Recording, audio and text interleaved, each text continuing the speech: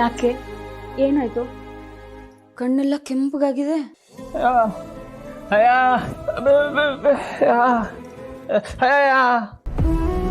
ಬೆಂಕಿ, ನಿನ್ನ ನೋವನ್ನ ಅರ್ಥ ಮಾಡ್ಕೊಳ್ದೇ ಇರೋಷ್ಟು ದಡ್ಡಿ ನಾನಲ್ಲ.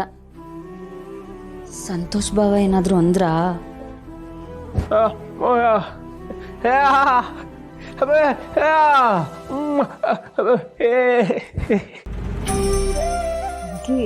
ನಿನ್ಗೆ ಸುಳ್ಳು ಹೇಳಕ್ಕೂ ಬರಕಿಲ್ಲ. ನಿನ್ ಮುಖ ಕಂಡ್ರೇನೆ ಆಗದೆ ಇರೋರು ನಿನ್ನ ಹತ್ರ ಖುಷಿಯಾಗಿ ಮಾತಾಡಿದ್ರು ಅಂತ ಹೇಳಿದ್ರೆ ನಾನು ನಂಬೇಕಾ?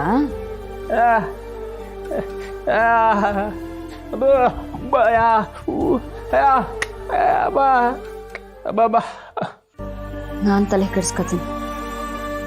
ಯಾರೋ ಹೊರ್ಗಿನವರು ನಿನ್ ಬಗ್ಗೆ ಕೆಟ್ಟದಾಗ ಮಾತಾಡಿದ್ರು ಅಂತ ಅವ್ರನ್ನೇ ಬಿಟ್ಟಿಲ್ಲ, ಸರಿಯಾಗಿ ಬೈದು ನಿನ್ನ ಕಾಪಾಡೀನಿ. ಈಗ ನಿನ್ನ ನೋವನ್ನ ನಾನು ದೂರ ಮಾಡ್ತೀನಿ. ಸರಿಯಾಗಿರೋ ಟೈಮ್ ಬರಲಿ.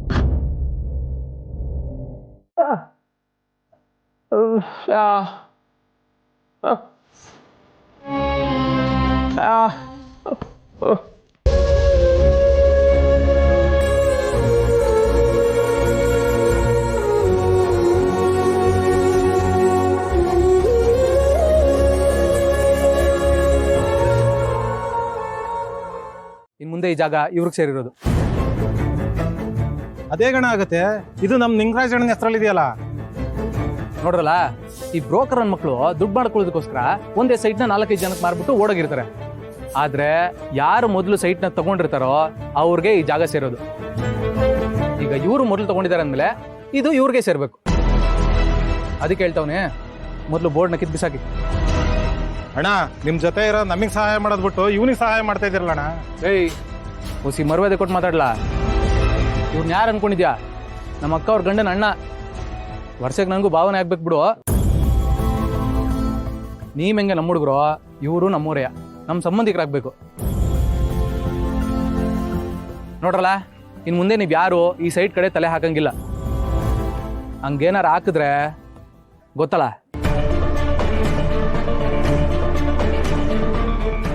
ಇಲ್ಲ ಅಣ್ಣ, ನೀವ್ ಹೇಳಿದ್ಮೇಲೆ ಮುಗೀತು. Sorry sir.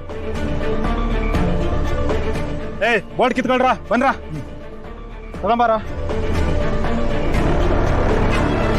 ಬಂದ್ರ, ಬರ.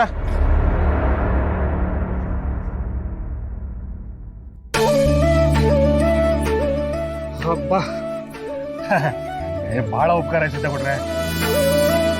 ಸೈಟು ಮನೆ ಎಲ್ಲ ಹೋಗ್ಬಿಡ್ತು ಅನ್ಕೊಂಡೆ. ತುಂಬಾ ಸಹಾಯ ಆಯ್ತು. ಅಯ್ಯೋ, ಕೈಯೆಲ್ಲ ಮುಗಿಬೇಡಿ. ಈ ಸಿದ್ದೇಗೌಡ ಇರ್ಬೇಕಾದ್ರೆ ಯಾಕೆ ಭಯ ಪಡ್ತೀರಾ? ಈ ವಿಷಯ ನನಗೆ ಮುಂಚೆನೇ ಗೊತ್ತಿದ್ರೆ ಇವ್ರನ್ನೆಲ್ಲ ಇಲ್ಲಿ ಕಾಲ್ ಮಾಡ್ಕೋಕು ಬಿಡ್ತಿರ್ಲಿಲ್ಲ ನಾನು. ಈಗ ನಿಮ್ ಖುಷಿ ತಾನೆ? ಖುಷಿನ ಹೋದ್ ಜೀವ ಬಂದಾಗಾಯ್ತು. ಈ ಸಹಾಯ ಮಾಡಿದ್ದಕ್ಕೆ ನಿಮ್ಗೆ ದುಡ್ಡೇನಾದ್ರೂ ಕೊಡ್ಬೇಕಾ? ಏನ್ ಬಾವ್ರೆ ಹಿಂಗೆಲ್ಲ ಮಾತಾಡ್ತೀರಾ? ನೀವ್ ನಮ್ ಸಂಬಂಧಿಕರು ತಾನೆ. ಸಂಬಂಧಿಕರು ಅಂದ್ಮೇಲೆ ವ್ಯವಹಾರ ಮಾಡಕ್ಕಾಯ್ತದ? ನಂಗೆ ದುಡ್ಡು ಗಿಡ್ಡೆಲ್ಲ ಬೇಡ. ಆದಷ್ಟು ಬೇಗ ಮನೆ ಕಟ್ಸಿ ಗೃಹ ಪ್ರವೇಶ ಮಾಡಿ ನನ್ನ ಕರೆದು ಹೊಟ್ಟೆ ತುಂಬಾ ಊಟ ಹಾಕ್ಸಿ ಕಳ್ಸಿ. ಖಂಡಿತ.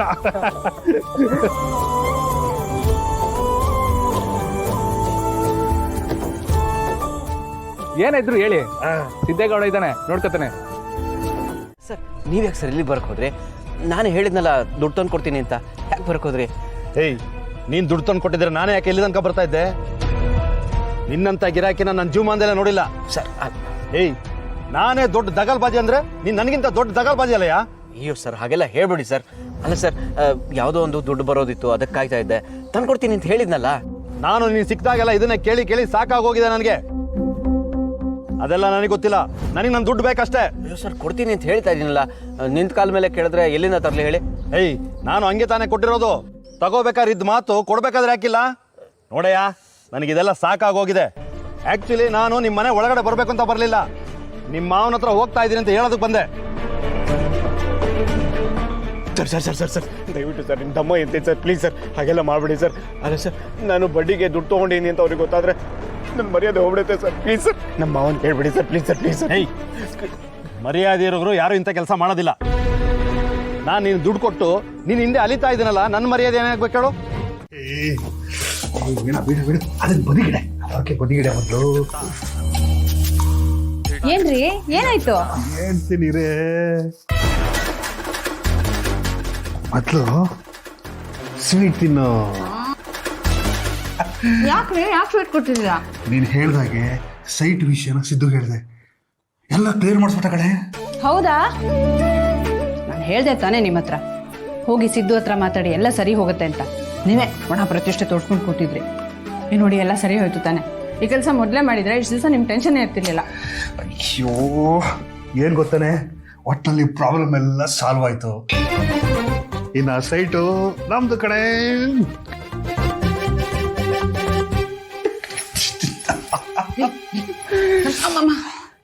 ಸ್ವಲ್ಪ ಸಮಾಧಾನ.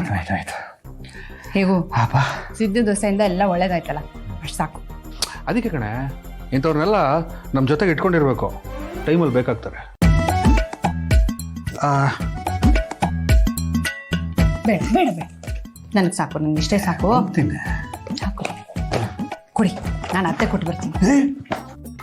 ಏನು ನೀನು ಅಮ್ಮ ಯಾವ ಖುಷಿಗೆ ಸ್ವೀಟು ಅಂತ ಕೇಳಿದ್ರೆ ಏನು ಹೇಳ್ತೀಯ? ನನ್ನ ಗಂಡಂಗೆ ತುಂಬ ಒಳ್ಳೆ ಬುದ್ಧಿ ಬಂದ್ಬಿಟ್ಟಿದೆ ಅತ್ತೆ, ಅದಕ್ಕೆ ಸ್ವೀಟ್ ಕೊಡ್ತಿದ್ದೀನಿ ಅಂತ ಹೇಳ್ತೀನಿ. ಕೊಡ್ರಿ. ನಾನು ಕಿಂಡಲ್ ಮಾಡ್ತಿದ್ಯಾ?